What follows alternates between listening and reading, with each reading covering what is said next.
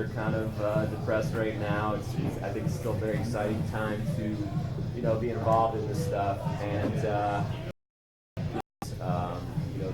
Philly Bitcoin blockchain group has been meeting on and off for something like 5 years now, and just glad to be a part of it. And we got a great program lined up. So again, thank you. My name's Dan.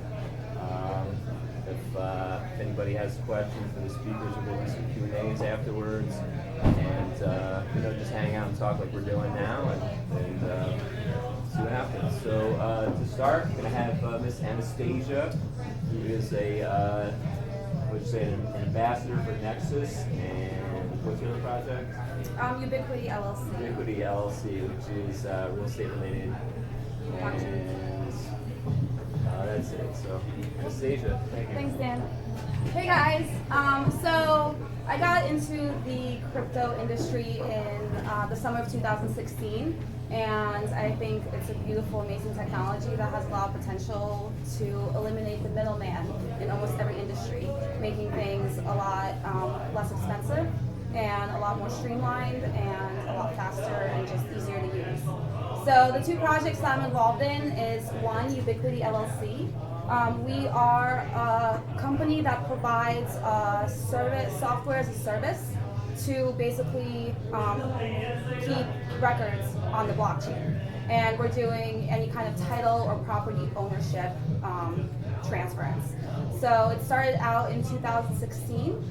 And we are basically working with title companies, e-recording companies, and municipalities to kind of be a parallel software to be able to transfer all of the property ownership information over onto the blockchain.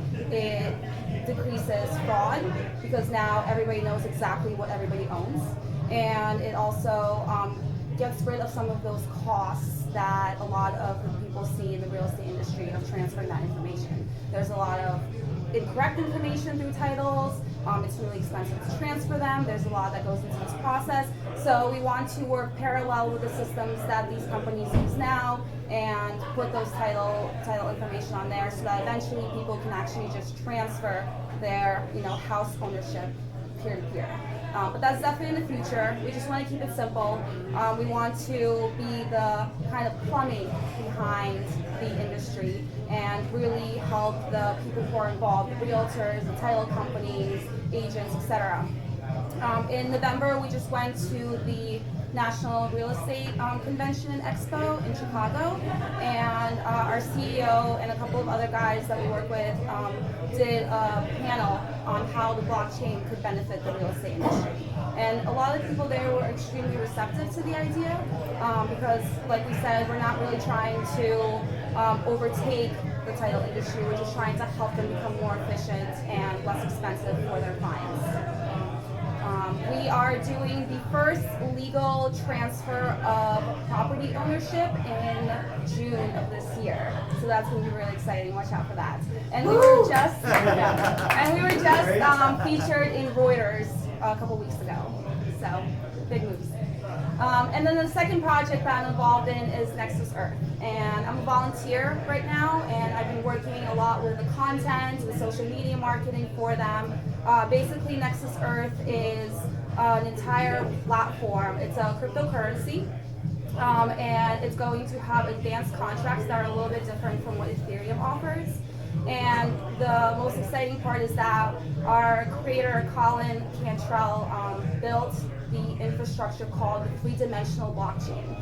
And the three-dimensional blockchain is scalable and it's quantum resistant because we know quantum computers are coming, and because this is a cryptographically inclined sphere, that's definitely something that we're going to need to watch out for in all projects. So Colin created this three-dimensional chain that scales instead of going one way and just doing block by block, it scales in 3 directions.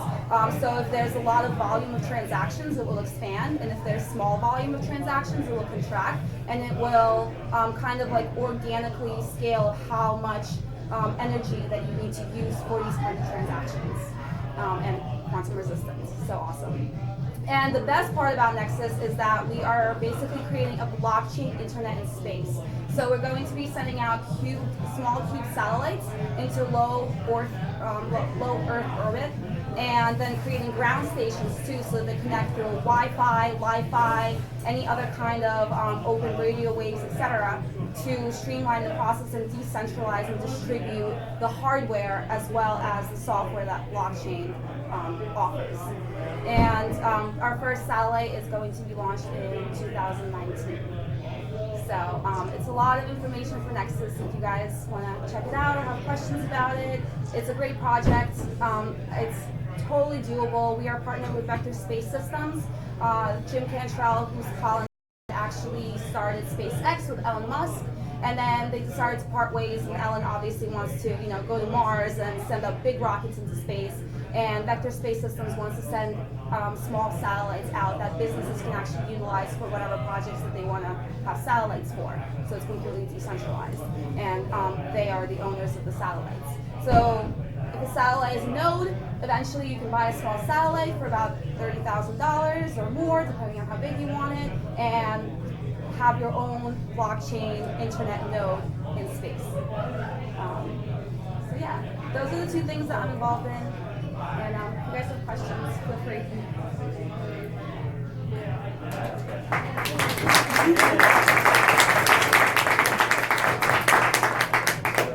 Where is the property that's going to be transferred using Ubiquiti? So we're working with Cook County in Illinois. That's where that first transaction is going to be. But we also have a pilot in Brazil that we're working on. The contract is almost signed. We have some stealth clients. We are working with different municipalities across the U.S. and Mozambique is one of the ones. And also probably eventually Canada. We have a lot of people coming up to us being like, we want to start transferring, all of this information onto the blockchain. So there's a lot of people coming in kind of wanting to try it. We're planning a lot of pilots, and Cook County will be the first transaction. What blockchain is the data be on? We are blockchain agnostic. So right now we're working with Ethereum and Bitcoin, but if our clients want to use a different blockchain, then we can absolutely tweak our software to be able to do it. Basically, we're licensing out the software to put the property information on there, and then whatever the client wants to use is whatever we can use for them.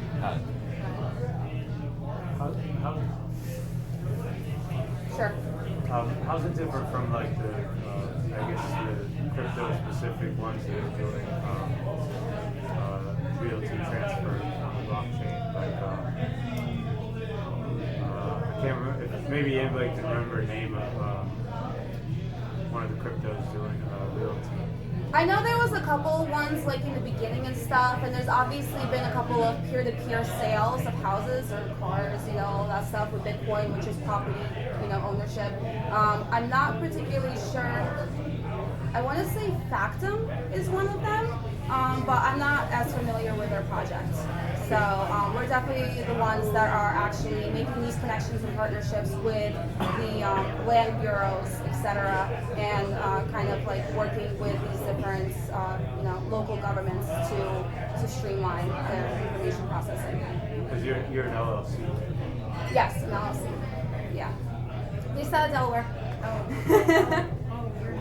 Someone steals my private key. Sorry, what was that? If someone steals my private key, they steal my house.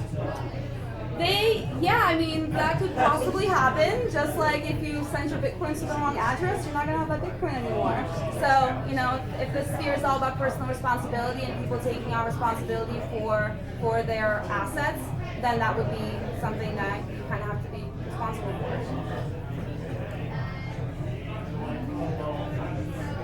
Are there any plans to make the houses, the keys divisible so you could, save your house or stuff? Not right now.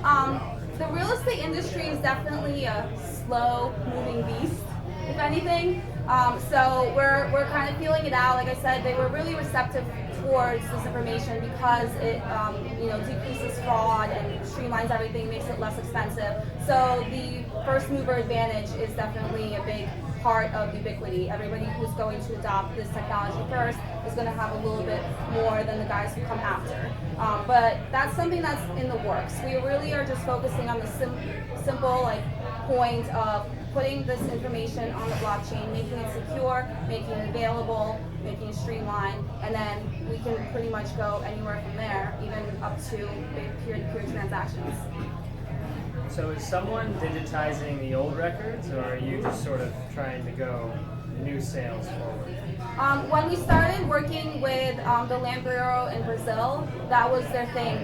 They partnered with this company that was going to transfer all of their records onto a better system, and it just wasn't working. And the partnership fell apart, and that's kind of when we came in and we're like, we can offer a much better software for you guys, and outlined all of the benefits of using the blockchain for that kind of, for those kind of features, and kind of going from there. So. Any other questions? Sure, I'll throw one out there. How does the Nexus platform use the Nexus coin to bring in value? So how do holders of Nexus expect that platform to, as the platform grows and expands, how does that make the value of the coin expand as well? So Nexus uses 3 different mining channels. We have a regular Prime channel, we have a GPU channel, and then we have a staking proof of stake channel. So the way that the rewards work is it's more decentralized. So instead of getting a reward for every block that a miner finds, everybody who's participating in the network actually gets a little bit piece of the reward. So if you download the Nexus wallet and the minimum advised is 1,000 Nexus, and you put 1,000 Nexus coins in there and you start staking, the way that the 3-dimensional chain works is you have trust, so you build trust as you're contributing to the network over time. And there's also this thing called weight that kind of looks at all of the transactions that are coming in, and as it's working through them, it kind of lowers them a little bit and puts them to the back so that you're not using those resources to to transact the things that have already happened, and kind of go that way. So yeah, so the 3 mining channels, and because everybody who's participating in the network in any way gets rewarded, that's how it scales, and that's how it grows, and that's how everybody participates. Anyone else? Great, thank you guys.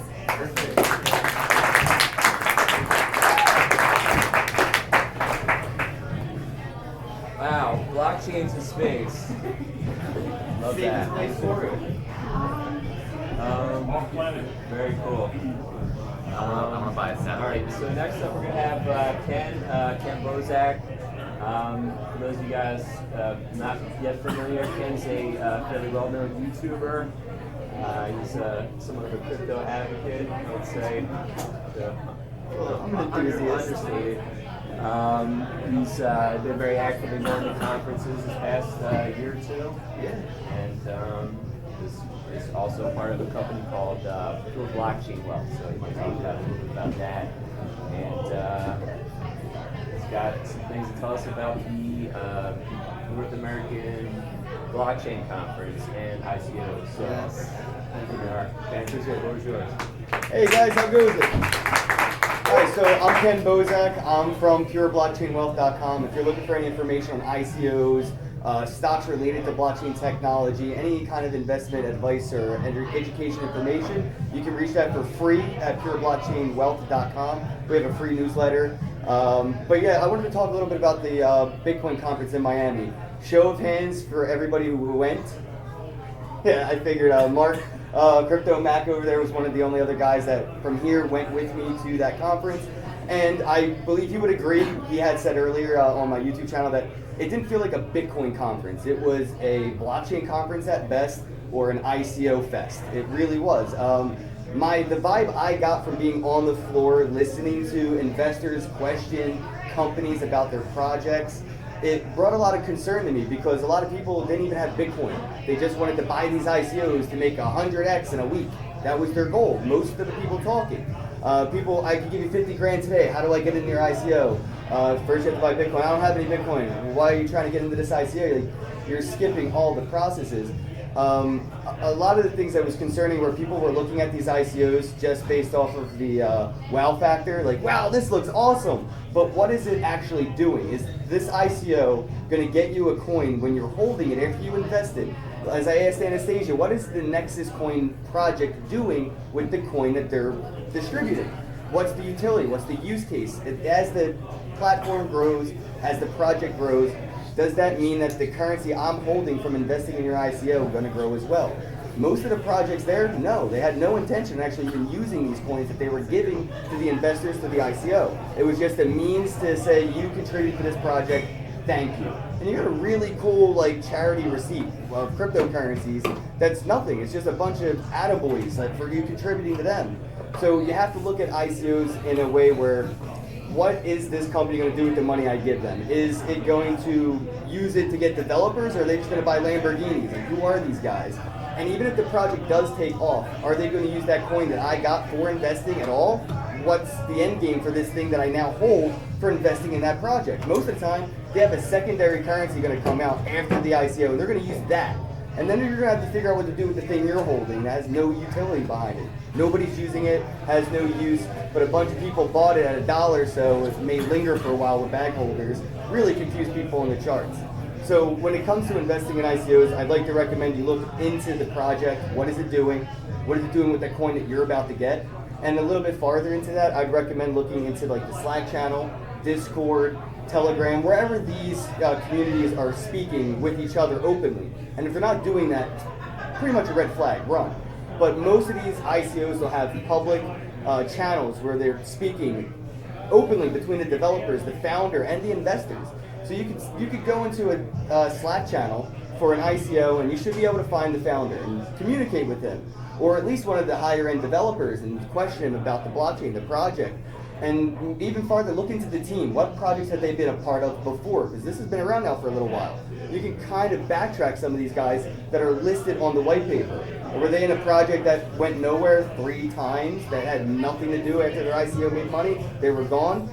This might be a sign to stay away from it. Or were they a part of a project that, capitalized off their ICO? The project is launched, and that's why they're on to the next thing. They already had a successful ICO project. Now they're on another project that could potentially be successful. So you have to look into the people, not just the project. It does go a little bit deeper. And after that, you want to see if they have any partnerships with exchanges. A lot of these ICOs are just like, we'll get you the tokens, but we don't know what you're going to do with them. We have plans with exchanges, but if they're not already going to be like, hey, we're going to launch this date, we'll be on these 2 or 3 exchanges, and the exchanges verify, because people in the ICO world lie all the time about that. Like, yeah, we'll be on Kraken next week. Like, no, they won't. Ask Kraken. You can hop up into their chat. You can speak to their developers. So you can actually, do your own due diligence and fact check everything, because a lot of people are going to invest in an ICO, use their status in some way to tell you to do the same thing, and they're going to sell it on you, and that's what they're going to do. So if you're looking into ICOs or anything like that, make sure you're looking into the project, the people, how the coin that you're going to get from investing is going to be utilized, and just make sure you check the individual's credibility, because there's a track record now. This has been around for ages. So if anybody has any questions about like any ICOs or anything about how to go involved in getting that, feel free to ask. But I do want to add one thing. Ethereum is real estate. Think of like the planet. It's real estate. You can own 1 Ethereum. That's like owning an acre of land. Why would you invest in the ICO being built on top of the real estate? If that ICO fails, the real estate's always going to be worth something. Another ICO is going to come in and invest on top of this real estate. So Ethereum, instead of investing in the company on top of the real estate, I want to invest in the real estate. I want to buy the land and lease it to anybody who comes in. Even if they fail, somebody else can come in and build on top, bringing value to my real estate. So instead of investing in the ICO, I hodl Ethereum. So with that, any questions? Fire. Regarding the real estate, I would assume that if there was no more ether being made, but my understanding is that there's no limit. So like there's going to be more ether eventually. So Potentially, yeah. When like land, which is finite. Right. Live land, it's not going to be bigger. Right. Well, islands do pop up in the middle of the ocean from volcanoes and shit like that, but I do have to agree. It's not ever growing real estate. Like the planet doesn't grow that fast, but real estate does pop up. So my follow-up question would be rootstock. And Yes. how that is only allowing smart contracts at this point where there is a finite. So that would be like a real estate. Do you know of any projects that are using rootstock? Not yet, but I am personally interested in rootstock. I do believe they have a very long way to go before we see anything like that on Bitcoin's blockchain. But that's why we're using Ethereum now, to work out those kinks. Anything Ethereum does great, the Bitcoin developers could be like, hey, let's add this to Bitcoin. Let's hard fork, bro, we'll add it. And that's the possibility. So that's why I'm diversified. I'm not a Bitcoin maximalist. I'm not even an Ethereum maximalist. If I see other altcoins trying to solve smart contract problems, I invest in that as well, like Neo, EOS, ADA, things like that, because you never know who's going to solve the problem first and better. But at the end of the day, most likely Bitcoin will adopt that technology. But that could create a border to entry. Certain smart contracts may run on Bitcoin's blockchain, but that use case, that security is going to come with the cost. Some things may not need that security. You may not have to go that route. So you don't need armored trucks for every cash delivery. So it may be the same route. You just have cheaper smart contracts, but Bitcoin's, if and when we get it, it would definitely be the most trustworthy, most secure, and most dominant. But that doesn't mean mom and pop shops will be using Bitcoin's blockchain to do smart contracts to pay their employees through payroll. Yes? Could I ask you for any insights on Ripple? Ripple is a scam coin. I would never recommend investing in it. I publicly dumped my accidental investment in Ripple when it was at $3. I forgot I even bought the crap when it was 3 cents. I made a YouTube video as a YouTuber, so I bought a couple thousand Ripple at 3 cents to do a couple of videos, and I held it accidentally till it was like $3, and I dumped it because it's a scam. There's no cap. There's only Ripple that can supply the market with the coin, so they could dump a million billion Ripple into the supply to lower the value at any given time. It's not a cryptocurrency. It's centralized. It shouldn't even be on CoinMarketCap, period. But they paid the bill to get on there. I wouldn't personally ever recommend investing in it. There's nothing to hedge against. It would be like, invest in Tether. Yeah, HODL USDT. Thank you. No problem. Yes. Only for today. And also, don't forget the founder was one of the guy who stole the money from Mt. Gox. Yes, Mark Capellas. Jeff No, yeah. He sold Mt. Gox to Mark Capellas. That just happened to miss Yeah. People forget that. Thanks for that thing about the ICO. Yeah, I'd be careful with Ripple though. Seriously, guys, I know it was on TV and it was like the mainstream coins for like a week. That was cool for like CNBC's like buzzword of the day. But it was really bad. I feel like they should be responsible for a lot of financial loss telling people Ripple's the next Bitcoin when it has absolutely nothing to do with what Bitcoin's trying to do. So what is the next Bitcoin? Bitcoin with Lightning Network. That is the next Bitcoin. When we have Lightning channels on Bitcoin's blockchain, and I could open up a channel with this bar here, basically set up like a tab and do one transaction to set that up, and then use that one transaction to distribute the funds as I interact with the services. We're not that far. People are already using Bitcoin's Lightning Network. TourGuard on Twitter just recently sold a VPN router to somebody using the Lightning Network on Bitcoin's blockchain. The transaction was instantaneous and basically free. It's just not implemented everywhere yet, and it's not really user friendly. It is a little buggy. It's still on testnet, but they are using it on the mainnet with TourGuard. And then we have things coming in the pipeline like atomic swaps and everything else. So Bitcoin is the next Bitcoin. Everybody wants Bitcoin's blockchain to act as if it's the internet in the early 90s with fiber optics, when Bitcoin right now has 56K dial-up, and y'all are kicking and screaming saying Netflix isn't working. It's not going to work, not yet. The internet, Bitcoin's internet, the blockchain, not ready yet. But that's just like saying that when we were all using AOL's chat room, the internet didn't work because I can't stream 4K videos in 360 on my computer. Like, that internet wasn't ready for that. Didn't mean the internet failed, it just wasn't ready. Bitcoin's blockchain today, 56K dial-up. Couple years, Bitcoin's blockchain will have fiber optic speeds with Lightning Network and stuff like that.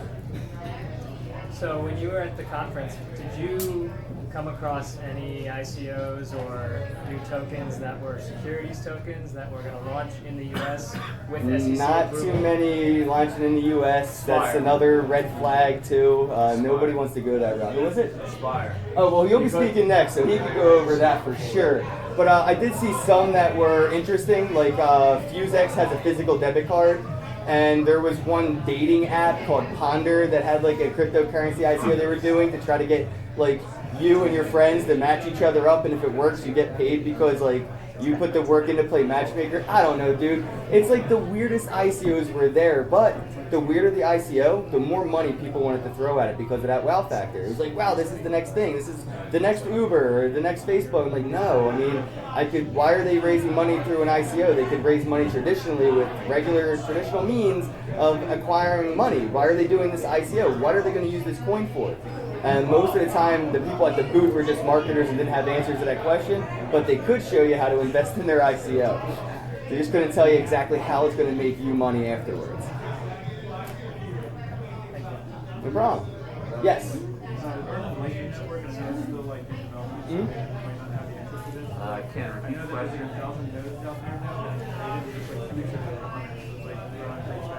Yes. Not to you personally, other than being a contributor to the ecosystem. There's no like pay reward, but you do get to, if you had your own masternode running, you would get the comfort of knowing that you can verify your own transactions. So that's cool. That's incorrect. If you run a node, if you open a payment channel up and people route through you. Oh, I didn't hear that part with the Lightning benefit channel. is you make money on that. Right now, there's really no benefit. This is everybody just like being benevolent, trying it out. Yeah, but soon, like you said, with the Lightning channels, you will be able to. They're just Nodes. I've been talking to my boy all day about Masternode Joseph. It's just blocked in my head today. I actually am trying to get that passive income thing from Masternode, so that's the next thing I'm looking into. Because I read an article that I was reading that had like the same complex but it was saying that the Lightning Network, it was written by like a Bitcoin Cash shill. Oh, okay. So and it got really popular. But they were saying that like, the math doesn't work out to where it would work in I didn't understand. They were saying that banks are going to be the biggest nodes to basically recreating the banking system. That's also do you understand why that's a bad thing? Because all they're doing is running Right. When it comes to information like that, where I'm not exactly like be able to break it down, I would just say try to find people in the community that people vet it, people like Tone Bays and stuff like that. You can send them stuff, and usually those people like review it for fun anyway. So you can find credible sources to vet information if you're ever questioned about it. Yeah. I just haven't heard any good stuff yet. I saw you on the one-on-one. Oh, Andy Hoffman? Yeah, that was awesome. Yeah, it is actually. That's the part people are.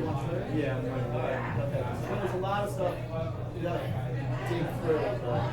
That's why I say you gotta find credible sources to sift through the shit for you every once in a while.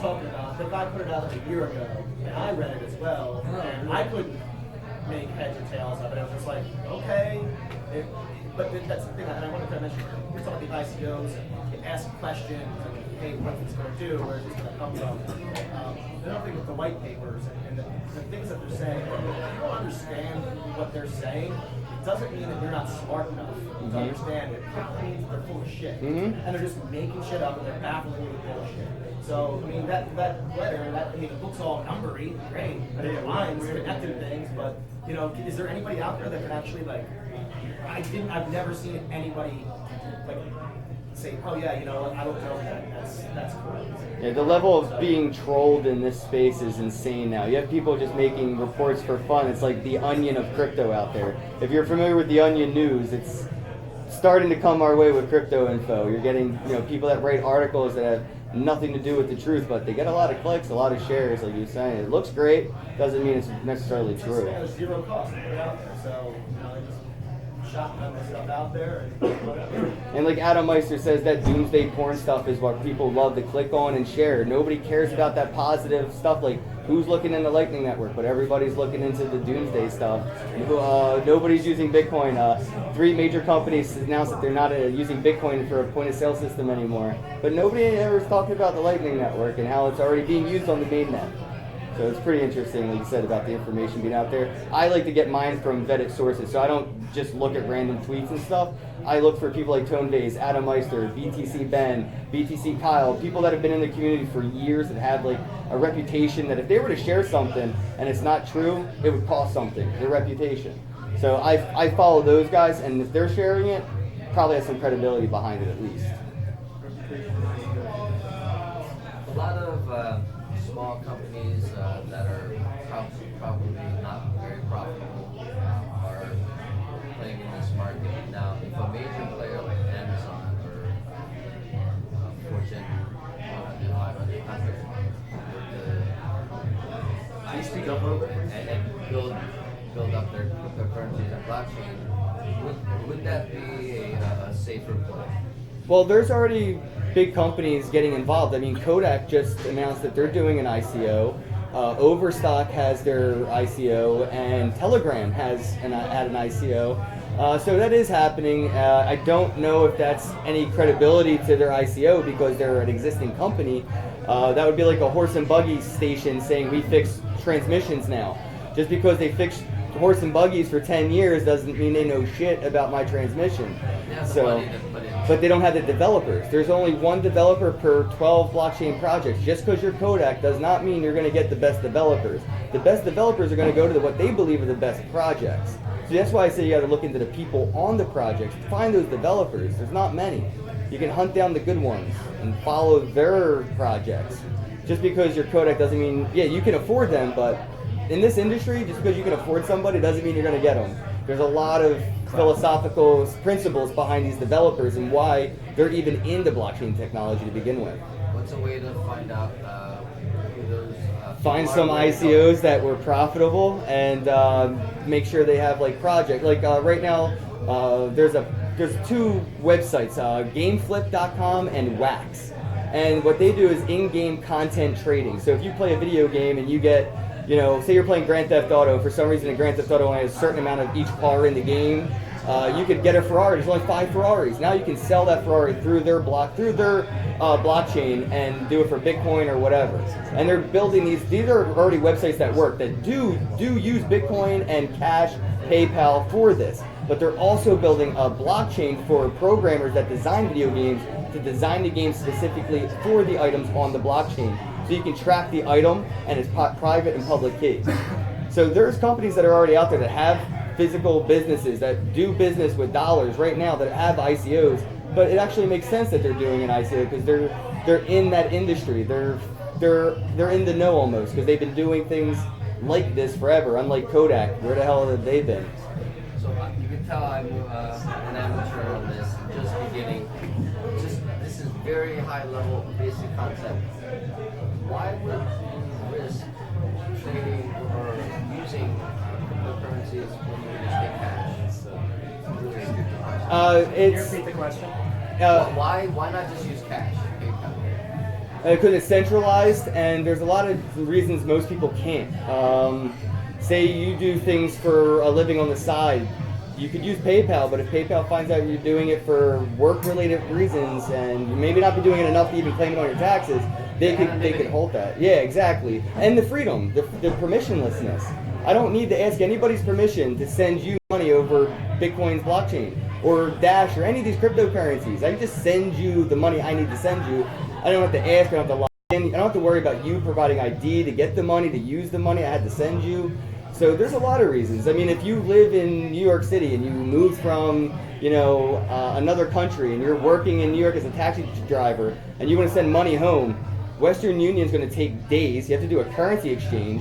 Plus, it's going to take like 30%. So there's a lot of use cases for Bitcoin, but it's not here. It's not with us. We have no use for Bitcoin. We have Visa. It's fucking awesome. But in the Bahamas, Visa charges $5 per transaction, and it's a $25 minimum. So the fees are crazy when it comes to traditional means. For crypto, There's alternative currencies. Like for Bitcoin right now, yes, that's like the elite cryptocurrency, houses, art, cars. But you could use Dash, Litecoin, or other cryptocurrencies that transfer value. with minimum fees. Exactly.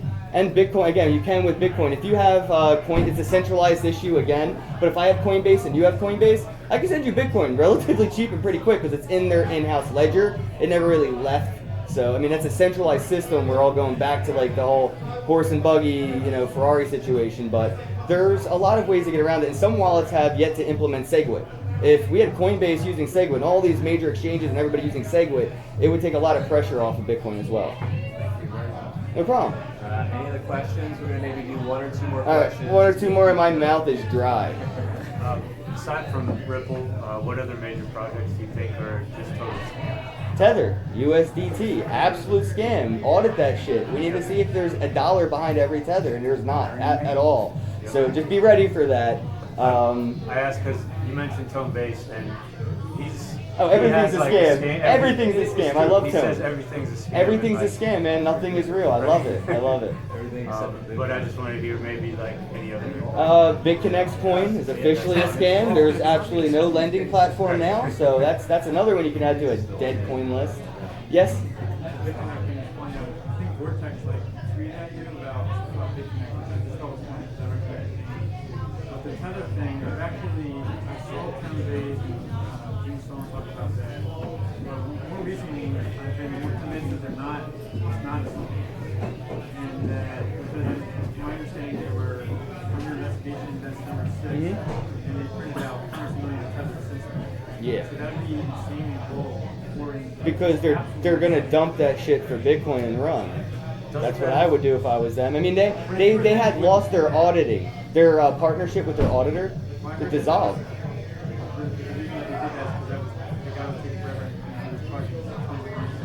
They got billions of dollars. They could have afforded to get it They done. got millions of dollars, so I don't understand why they would care about printing Tether for a couple $100 million more. They have this on-ramp of Because you can print that money, right? Print that cryptocurrency. You sell that cryptocurrency for an anonymous currency like Dash or Monero. Trade that Dash or Monero for fiat and put it back in the bank because you didn't have it there to begin with. Doesn't that inflate the price of Bitcoin? It did. That's what